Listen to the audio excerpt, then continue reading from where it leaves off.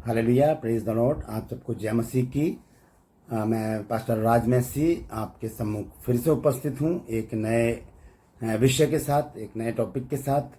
और आप देख रहे हैं मेरा यूट्यूब चैनल जिसका नाम है word of truth ministries Hindi. और इस चैनल में मैं आपका स्वागत करता हूँ, हृदय से स्वागत करता हूँ। और मैं विनती करता हूँ आपसे कि आप मेरे चैनल को सब्सक्राइब कीजिए, मेरे जो वीडियोज़ हैं उनको लाइक कीजिए, शेयर कीजिए और कमेंट सेक्शन में जाकर कमेंट्स कीजिए, मेरी हौसला अफजाई कीजिए, ताकि जो बोझ परमेश्वर ने मुझे दिया है, जो वचन परमेश्वर ने मुझे दिए हैं, वो बहुत से लोगों तक पहुंच सके। हालेलुया। तो आज एक और नए टॉपिक के साथ मैं उपस्थित हूं। और हेलो यूथ, मैं एक दूसरे एपिसोड में आपके सम्मुख आया हूं। आज एक नया विषय है, जैसे कि आप टाइटल में देख चुके हैं, सेक्स से संबंधित है कि जो शीर्षक है वो है यौन संबंधी अशुद्धता। तो इसके विषय में आज हम जानेंगे। और आज ये पहला एपिसोड है, और क्योंकि ये लंबा टॉपिक है तो इसको हम धीरे धीरे आगे बढ़ते चले जाएंगे। और कुछ एपिसोड में मैं इसको समाप्त करूंगा, क्योंकि ये एक ऐसा सब्जेक्ट है जो ना तो चर्च में ये शिक्षा दी जाती है, ना घरों में ये शिक्षा दी जाती है। और ये शिक्षा प्राप्त करने के लिए बच्चों को, लोगों को दूसरे माध्यम से इस शिक्षा को प्राप्त करना पड़ता है। लेकिन हम इस बात के लिए बहुत ही आनंदित है कि हमारे पास एक जरिया परमेश्वर ने दिया है, और वो जरिया है यूट्यूब। तो यूट्यूब के चैनल हैं जिसमें ये शिक्षाएं दी जाती हैं। तो मैं भी एक कोशिश कर रहा हूँ कि मैं बाइबल से कुछ बातें आपके साथ शेयर करूँ, सेक्स के बारे में, यौन संबंधों के बारे में।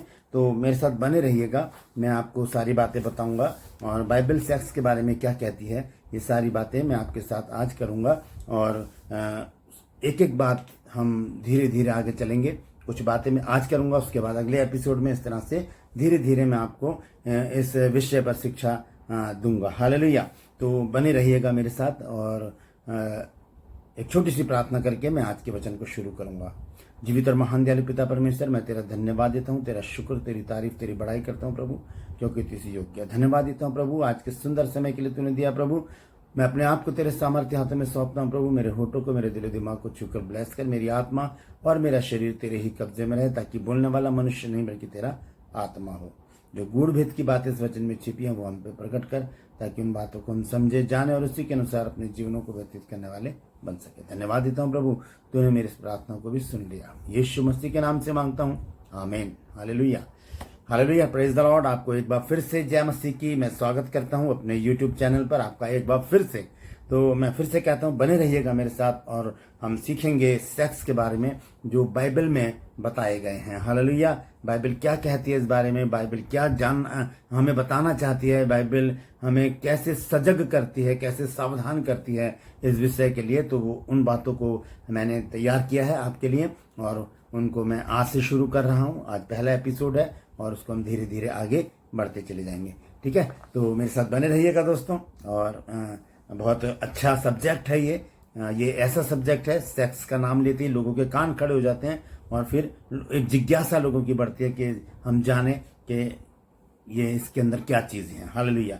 तो आइए इसको शुरू करता हूँ। मैं शुरुआत इस बात से करता हूँ कि हर एक बात के दो पहलू होते हैं दोस्तों। हर एक चीज़ के दो पहलू होते हैं। अच्छा है तो बुरा है, काला है तो सफ़ेद है, दिन है तो रात है, हेड है तो टेल है। इसी तरह से परमेश्वर है तो शैतान भी है।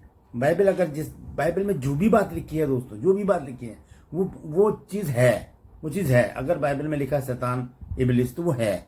तो उससे हम इनकार नहीं कर सकते, ना हम उसके ऊपर इस विषय पर किसी से आर्गूमेंट कर सकते कि नहीं शैतान वैतान कुछ नहीं होता, ऐसे हम कुछ नहीं कह सकते, क्योंकि बाइबल में लिखा है तो वो है। ठीक है। तो शैतान और परमेश्वर क्या करता है, परमेश्वर लोगों को खींचता नहीं है अपनी तरफ, है ना, कि मेरे पास आ जाओ। नहीं, ऐसे नहीं। परमेश्वर सिर्फ बुलाता है कि मेरे पास आओ, मैं तुम्हें विश्राम दूंगा, है ना। सैमुएल को आवाज देकर बुलाया, एलिया को आवाज दी, ठीक है। और संत पौलुस को आवाज दी कि हे शाऊल तू मुझे क्यों सताता है। तो वो सिर्फ आवाज देकर हमें सजग करता है, हमें बुलाता है। लेकिन शैतान क्या करता है, वो हमें खींचता है, अपनी तरफ खींचता है। और खींचने के लिए उसके पास 5 प्रकार के हथियार हैं दोस्तों। ठीक है, 5 प्रकार के हथियार हैं उसके पास। मैं सब कुछ यहाँ पर लिखता भी जा रहा हूँ, आप देखते रहिएगा। यूथ आपके लिए विशेष टॉपिक है। ये ध्यान से सुनिएगा, क्योंकि आपकी जो उम्र है, ये उम्र जो है वो भटक जाने की उम्र है। यहीं पर ही आकर मनुष्य भटक जाता है। जब हम जवानी की दहलीज पर पैर रखते हैं तो ये सेक्स के चक्कर में आकर जो बहुत से युवा जो हैं वो भटक जाते हैं और गलत राह पर निकल जाते हैं, गलत रास्ता पकड़ लेते हैं और ऐसे उसमें लिप्त हो जाते हैं कि वहां से निकलना बड़ा मुश्किल हो जाता है। तो बहुत जरूरी है उस बात की शिक्षा प्राप्त करना। ठीक है, तो बहुत ध्यान से सुनिएगा यूथ, और सुन रहे हैं ना। हेलो यूथ, मैं आपसे बात कर रहा हूं, ध्यान से सुनिएगा आज के इस टॉपिक को, जिसका मैंने जो शीर्षक रखा है वो है यौन संबंधी अशुद्धता। तो शैतान के पास क्या है, 5 हथियार हैं। पहला हथियार क्या है उसका, वो है पैसा। दूसरा हथियार है क्रोध, फिर है घमंड, उसके बाद है लालच, और उसके बाद है व्यभिचार। ये 5 प्रकार के हथियार हैं दोस्तों, ध्यान से सुनिए। सबसे पहला है पैसा, फिर क्रोध, फिर घमंड, उसके बाद लालच, और उसके बाद है व्यभिचार। पैसा जो है वो लालच से रिलेटेड है। लालच और पैसा दोनों एक दूसरे के पराये हैं, ये एक दूसरे के बिना अधूरे हैं। इसी तरह से क्रोध और घमंड, ये भी दोनों एक दूसरे के पराये हैं, ये भी एक दूसरे के बिना अधूरे हैं। घमंड तब आता है हमारे ऊपर, क्रोध तब आता है हमारे अंदर जब हम घमंडी होते हैं, और जब हम हमारे अंदर क्रोध होता है तभी हमारे अंदर घमंड भी आता है। तो ये एक दूसरे के प्राय हैं। लेकिन एक चीज है अलग से, 5वां जो हथियार है शैतान का, वो है व्यभिचार। ठीक है, तो व्यभिचार जो है उसके विषय में आज मैं बातचीत करूंगा, और उसके जो 6 टॉपिक हैं वो मैं आज आपको बताऊंगा। 6 टॉपिक आप लिखते रहिएगा उसको, और धीरे धीरे करके हम आगे इस विषय पर बहुत सारी जानकारी हासिल करेंगे और देखेंगे कि परमेश्वर वचन के द्वारा हमें क्या बताता है। ठीक है दोस्तों, तो ध्यान से सुनते रहिएगा, कहीं मत जाइएगा, स्किप मत कीजिएगा, पूरा वीडियो देखिए। पूरा वीडियो बहुत जरूरी है इसे देखना, क्योंकि अंत तक अगर आप देखेंगे तभी कुछ समझ पाएंगे। हालेलुया। तो आइए एक वचन मैं पढ़ना चाहता हूं, उसके बाद मैं आज के वचन को शुरू करूंगा। यह है पहला कुरिन्थियों और उसका 3 अध्याय और उसके 16 और 17 पद को मैं पढ़ूंगा। ये बहुत ही प्रचलित वचन है दोस्तों, बहुत प्रचलित है और ये बहुत फेमस है। इसके विषय पर बहुत से लोग आर्गुमेंट भी करते हैं और बहुत कुछ होता है इसके बारे में। तो आइए उसको हम देखते हैं। सबसे पहले 16 और 17 पद में पढ़ना लिखा है, क्या तुम नहीं जानते कि तुम परमेश्वर का मंदिर हो। ठीक है, ध्यान से सुनिएगा, क्या तुम नहीं जानते कि तुम परमेश्वर का मंदिर हो। देखिए वचन में जहां पर भी तुम, तू, तेरा, तुम्हारा आया शब्द, वहां पर परमेश्वर का वचन मुझसे बात कर रहा है, पढ़ने वाले से बात कर रहा है या सुनने वाले से बात कर रहा है। तो अगर यहाँ लिखा है कि क्या तुम नहीं जानते कि तुम परमेश्वर का मंदिर हो, तो इसका मतलब परमेश्वर का वचन किससे बात कर रहा है, मुझसे बात कर रहा है, क्योंकि ये मैं पढ़ रहा हूं। तो यहाँ पर मैं ऐसे पढ़ सकता हूं, क्या राज मसीह नहीं जानता कि तू परमेश्वर का मंदिर है। हालेलुया। और परमेश्वर का आत्मा तुझ में वास करता है। 17 पद में देखिए क्या लिखा है, यदि कोई परमेश्वर के मंदिर को नाश करेगा तो परमेश्वर उसे नाश करेगा, क्योंकि परमेश्वर का मंदिर पवित्र है और वो तुम हो, वो राजमैसी है, वो आप हो। ठीक है, तो ये वचन को ध्यान रखिएगा। मैं आखिर में जाकर फिर से इस वचन का जिक्र करूंगा, फिर मैं खोलकर एक बात इसमें जो लिखी है वो मैं आपको बताऊंगा, उसको मैं शेयर करूंगा आपके साथ। ठीक है, तो आइए आगे चलते हैं। मैं आपको बता दूं 6 प्रकार के यौन संबंधों के विषय में आज मैं आपको बताऊंगा, और ध्यान से सुनिएगा। एक एक वचन को, एक एक बात को नोटिस कीजिएगा और लिख लीजिएगा कॉपी में। ये वचन जो है पहला कुरिन्थियों 3 अध्याय के 16-17 पद, उसको ऊपर अपनी कॉपी पर लिख लीजिए। उसको मैं आखिर में जाकर आपसे उसका जिक्र करूंगा। ठीक है, तो आइए मैं ये 6 जो मैंने जो यौन संबंधों के विषय में जो 6 टॉपिक मैंने रखे हैं, मैं उनके विषय में आपको बता दूं। एक सबसे पहला जो पॉइंट है वो है व्यभिचार। ठीक है, व्यभिचार 2 प्रकार के होते हैं। ठीक है, पहला व्यभिचार, दूसरा व्यभिचार। बाद में आगे चल, अभी मैं थोड़ी देर में खोलकर इसको बताऊंगा। पहला पॉइंट पहला व्यभिचार, दूसरा पॉइंट दूसरा व्यभिचार, तीसरा पॉइंट है समलैंगिकता, चौथा पॉइंट है हस्त मैथुन, 5वां पॉइंट है वैश्यावृत्ति या वैश्यागमन, 6ठा पॉइंट है अवैध संबंध। ठीक है, ये 6 पॉइंट है। तो ये 6 के 6 पॉइंट मैंने यहाँ पर लिखे हैं, मैं आपको बताता चला जाऊंगा। आप लिख सकते हैं, मैं यहाँ पर लिख भी रहा हूँ। ध्यान से पढ़ते रहिए, सुनते रहिए और लिखते भी रहिए, नहीं तो पूरा मैसेज सुन लीजिए, उसके बाद दोबारा इसे ऑन करके क्लिक करके और फिर से आप उसको नोटिस कर सकते हैं। अगर आपको ये पूरा मैसेज चाहिए तो मुझे आप कमेंट सेक्शन में लिखिए, मैं आपका इसका ऑडियो आपको भेज सकता हूं और ये वीडियो भी आपको आपके व्हाट्सएप पे या आपके मैसेंजर पर भेज सकता हूं। हालेलुया। तो आइए सबसे पहले देखेंगे व्यभिचार नंबर 1। वो क्या चीज है। हालेलुया।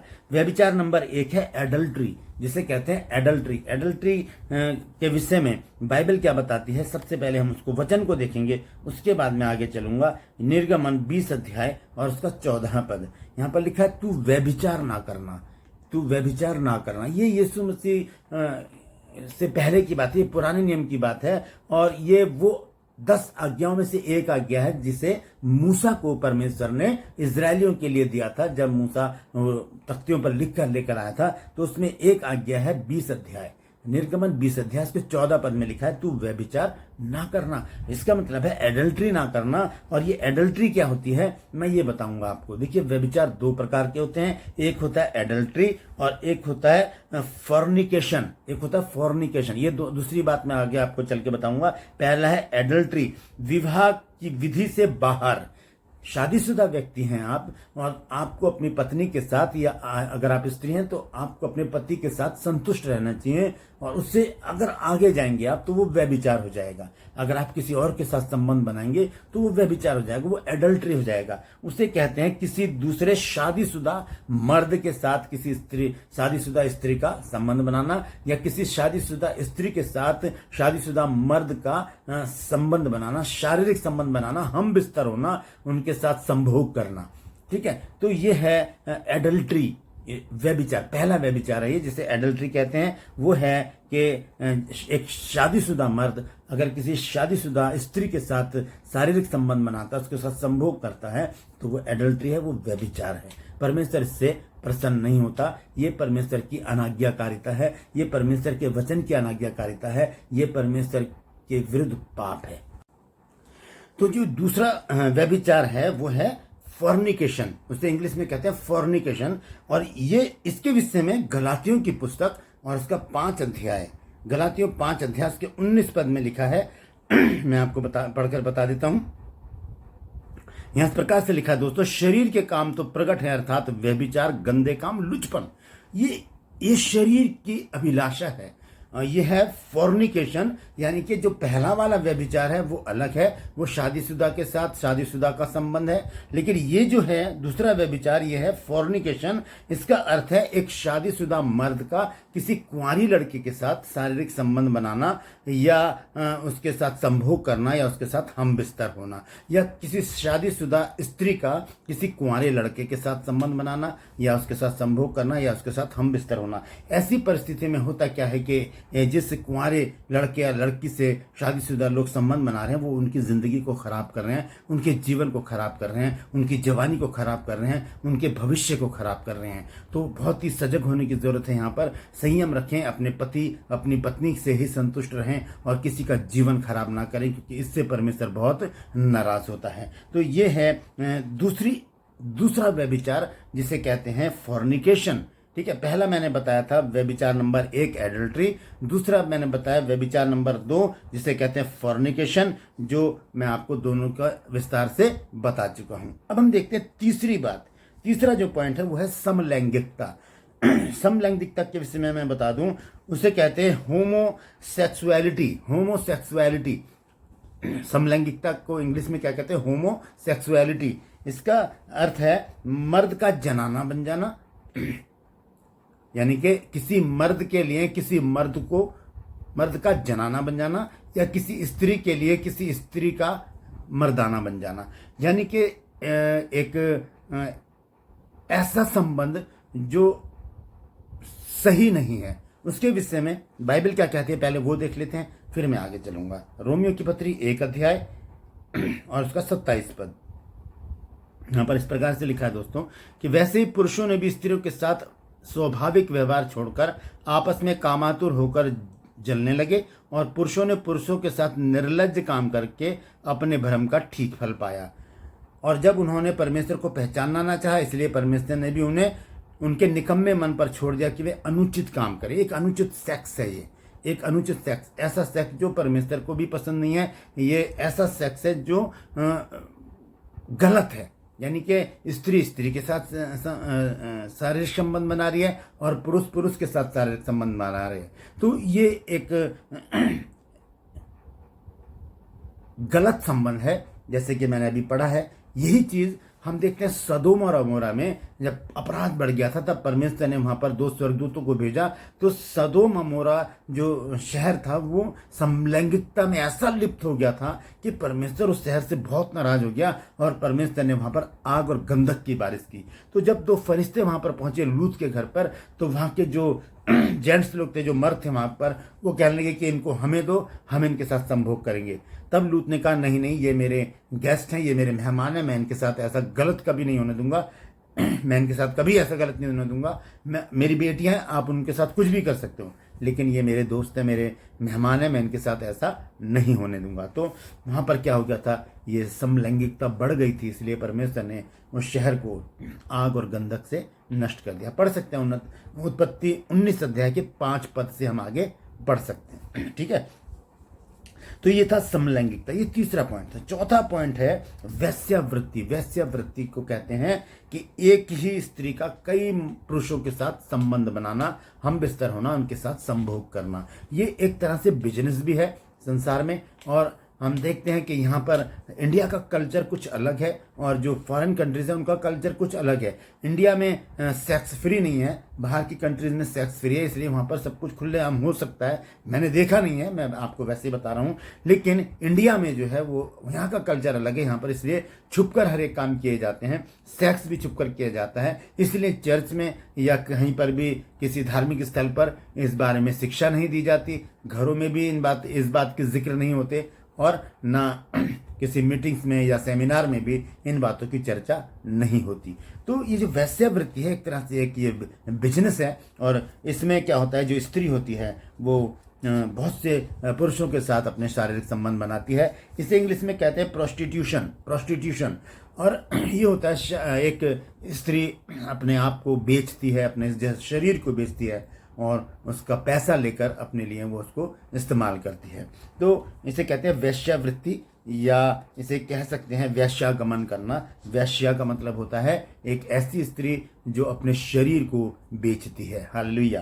तो ये दोनों के विषय में मैं आपको बता दूं, जो वैश्यावृत्ति जो स्त्रियां करती हैं उनके संबंध एक से ज़्यादा पुरुषों के साथ होते हैं, एक से ज़्यादा पुरुषों के साथ उनके शारीरिक संबंध होते हैं। वो बहुत से पुरुषों के साथ शारीरिक संबंध बनाती हैं और ये चीज़ जो है वो शरीर के लिए बहुत खतरनाक है, बहुत घातक है, क्योंकि इसी संबंध से एक बीमारी फैली है जो बहुत पुरानी बीमारी है, जिसका नाम है HIV, एड्स जिसको कहते हैं, और इससे बहुत से लोग मर भी चुके हैं। तो एक से ज़्यादा एक साथी से ज़्यादा जब हम शारीरिक संबंध बनाते हैं तब ये बीमारी मनुष्य के शरीर में पैबस्त होती है, वो आकर उसमें राज करती है। और एक दिन वो आता है कि वो मनुष्य, वो स्त्री या पुरुष, वो क्या हो जाती है, उनकी डेथ हो जाती है।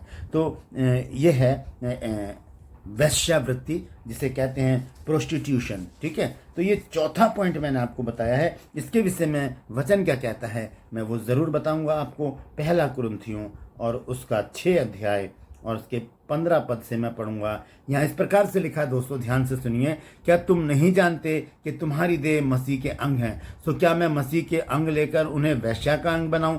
कदापि नहीं। क्या तुम नहीं जानते कि जो कोई वैश्या की संगति करता है वो उसके साथ एक तन हो जाता है, क्योंकि वो कहता है कि वो दोनों एक तन होंगे। तो वैश्यावृत्ति या वैश्यागमन करना, वैश्या के साथ संगति करना, वैश्या के साथ सोना, उसके साथ शारीरिक संबंध बनाना या उसके साथ संभोग करना, उसके लिए बाइबल मना करते। क्यों? क्योंकि मैं पहले बता चुका हूं दोस्तों, जितने भी पॉइंट मैंने अभी तक आपको बताए हैं, मैं चौथे पॉइंट पे पहुंच चुका हूं वैश्यावृत्ति पर। पहला पॉइंट जो मैंने बताया था वो था व्यभिचार नंबर 1, दूसरा था व्यभिचार नंबर 2, तीसरा था समलैंगिकता और चौथा है वैश्यावृत्ति। इन चारों को अगर हम देखें तो ये रिलेटेड हैं उस वचन से जो मैंने शुरू में आपको बताया था कि ये देह जो है ये परमेश्वर का मंदिर है, इसे हमें पवित्र रखना है। हम व्यभिचार में लिप्त होकर इसे पवित्र ना करें। हालेलुया।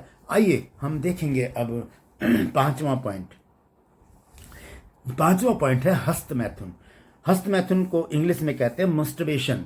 और ये जो है ये अकेले या स्वयं या खुद ही अपने शरीर के द्वारा, अपने हाथों के द्वारा, अपने शरीर के द्वारा अपनी इच्छाओं को पूरा करना, अपनी शारीरिक लालसाओं को पूरा करना, संतुष्ट होना, सारी शरीर की जो इच्छाएं होती हैं, जो सेक्स करने की इच्छा जब होती है, तो अकेले में अपने हाथों को यूज करके अपने आप को, अपने दिमाग में गंदगी लाकर व्यभिचार करके अपने आप को संतुष्ट करना, उसे कहते हैं हस्त मैथुन, उसे इंग्लिश में कहते हैं मस्टरबेशन। और इसके लिए एक वचन प्रभु यीशु मसीह ने कहा है, वो मैं आपको जरूर पढ़ के बताऊंगा। मत्ती की इंजील 5 अध्याय और उसका 30 पद देखेंगे, वहां पर क्या लिखा है।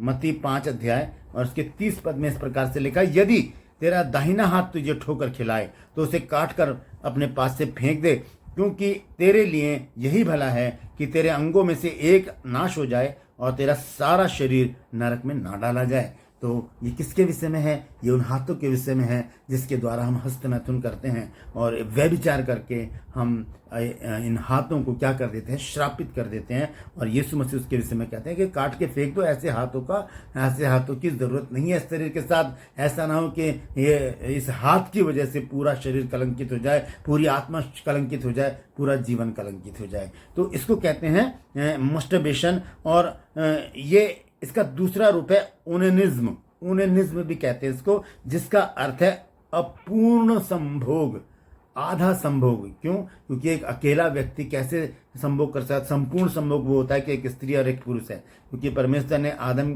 के लिए हव्वा को बनाया ताकि वो एक तन रहे। ये होता है संपूर्ण संभोग। लेकिन अकेला व्यक्ति जब संभोग करता है अपने हाथों को यूज करके, उसे कहते हैं अपूर्ण संभोग, जिसे इंग्लिश में कहते हैं ओनेनिज्म। और ये यीशु मसीह ने उसके विषय में कहा कि ऐसे लोगों को क्या करना चाहिए? अपने हाथों को काट कर फेंक देना चाहिए। हालेलुया। आइए आखिरी का जो वचन है, आखिर का जो पॉइंट है वो है अवैध संबंध। अवैध संबंध ये जो है, ये बहुत जटिल समस्या है दोस्तों। ये वो चीज है जो गुप्त में की जाती है, बहुत ज्यादा गुप्त की जाती है। और इसका जो अंजाम है वो बहुत बुरा, बहुत भयावह, बहुत भयानक होते हैं। क्यों?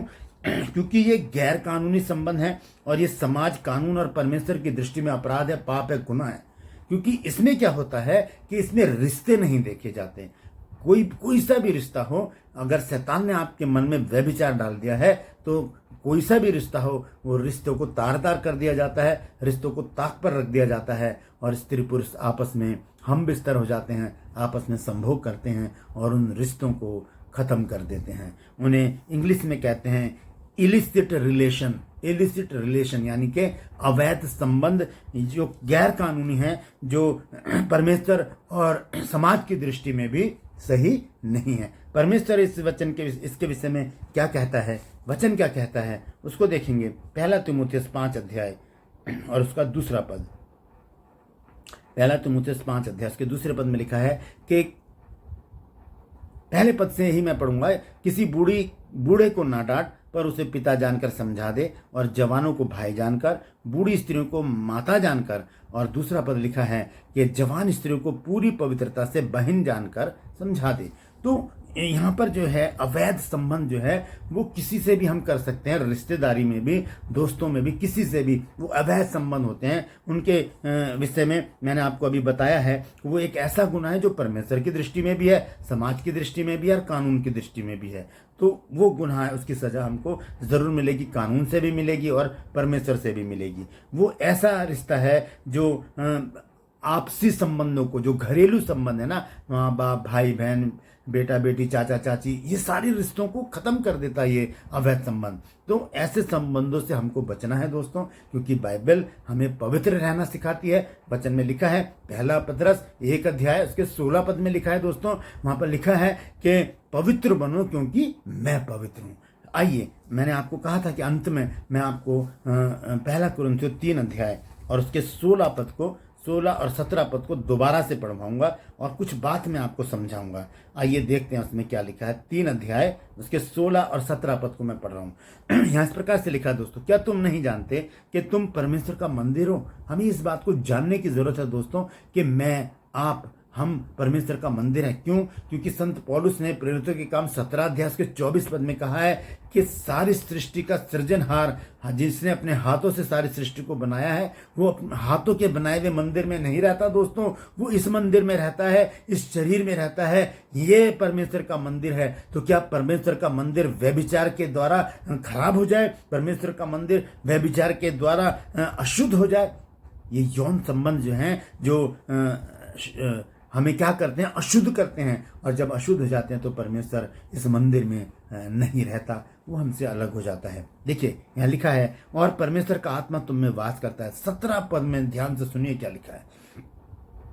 यदि कोई परमेश्वर के मंदिर को नाश करेगा तो परमेश्वर उसे नाश करेगा, क्योंकि परमेश्वर का मंदिर पवित्र है और वो तुम हो। हालेलुया। ध्यान से सुनिए दोस्तों, बहुत पॉइंट की बात मैं बता रहा हूं। यदि कोई परमेश्वर के मंदिर को नाश करेगा, कौन नाश करेगा?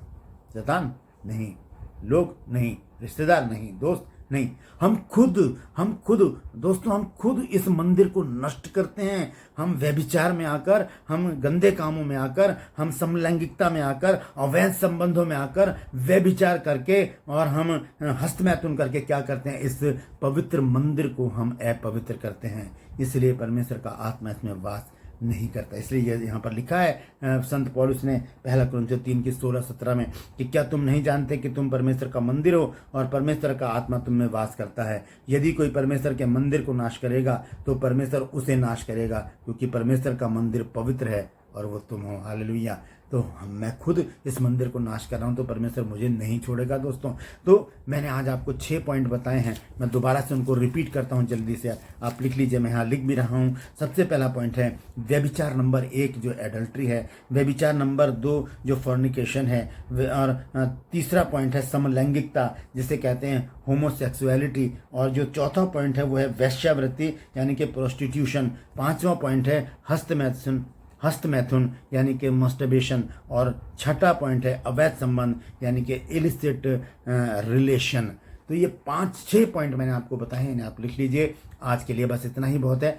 अगले एपिसोड में मैं और विस्तार से आपको बताऊंगा, शुरुआत करूंगा व्यभिचार नंबर 1 से, और वहां से मैं आपको सारी बातें बताता चला जाऊंगा। अंत में एक बात और मैं आपको बताना चाहता हूं दोस्तों, कि यदि हम अपने इस मंदिर को पवित्र रखना चाहते हैं तो हमें 5 बातों पर ध्यान देना पड़ेगा, क्योंकि मनुष्य 5 तरह से अपवित्र होता है। अपने विचारों से हमें अपने विचारों को शुद्ध रखना पड़ेगा, हमें पोर्न फिल्मों से और गलत वीडियो से दूर रहना पड़ेगा। दूसरी चीज़ हमारी आंखों की दृष्टि, ये जो दृष्टि है हम इससे भी अशुद्ध होते हैं। गलत चीज़ों को देखने से, किसी की सुंदरता को देखकर हम मोहित हो जाते हैं, और किसी की चाल को देखकर, किसी की बातों में आकर हम क्या हो जाते हैं, हम मोहित हो जाते हैं। तो दूसरा, पहला क्या है, विचार, दूसरा दृष्टि, तीसरा जुबान। हम जुबान से भी किसी को कुछ भी बोल देते हैं, गाली देते हैं, हम अशुद्ध हो जाते हैं। चौथी चीज है हमारा चाल चलन, और 5वां हमारी संगति। वचन में लिखा, धोखा ना खाओ, परमेश्वर ठट्ठों में नहीं उड़ाया जाता। इसलिए हम परमेश्वर को ठट्ठों में ना उड़ाएं, हम पवित्र बने रहें, ताकि परमेश्वर इस मंदिर में वास करे। क्योंकि वचन में लिखा है कि बुरी संगति अच्छे चरित्र को बिगाड़ देती है। तो हम अपने चरित्र को सुधारें और हम इन 6 बातों को याद रखें। आने वाले एपिसोड में मैं फिर से इसी बात पर चर्चा करूंगा, और विस्तार से हम जानेंगे इस शिक्षा को जो बाइबल हमें बताती है व्यभिचार के बारे में, कि हम उसे कैसे बच सकते हैं, कैसे हम उससे दूर रह सकते हैं, और किस प्रकार से क्या शिक्षा देती है बाइबल। उन सारी बातों को हम जानेंगे। तो बने रहिएगा मेरे साथ। इस वीडियो को शेयर कीजिए, फॉरवर्ड कीजिए, लोगों को बताइए, ताकि लोग भी सजग हो सकें और जान सकें इन 6 बातों को जो आज मैंने आपको सिखाई हैं। हालेलुया। और मैं गुजारिश करूंगा, मेरा यूट्यूब चैनल है जिसे आप देख रहे हैं, word of truth ministries Hindi, आप इसे सब्सक्राइब कीजिए, मेरी वीडियोज़ को लाइक कीजिए, शेयर कीजिए, और आज कमेंट सेक्शन में जाकर लिखिए कि आज आपने अगर कुछ नया सीखा है तो ज़रूर बताइए मुझे, मेरी हौसला अफजाई कीजिए। मेरी मदद अगर आप करना चाहते हैं तो मुझसे आप कांटेक्ट कर सकते हैं, मैं आपसे ज़रूर कांटेक्ट करूंगा। परमेश्वर आप सबको आशीषित करे, परमेश्वर आपकी सहायता करे, परमेश्वर हर पल हर क्षण आपके साथ रहे, और परमेश्वर अपने आगमन के लिए आप सबको तैयार करे। मिलेंगे अगले एपिसोड में, तैयार रहिएगा। मैं आपका दोस्त पास्टर राज मैसी फिर से आपसे मिलने आ रहा हूँ। हालेलुया।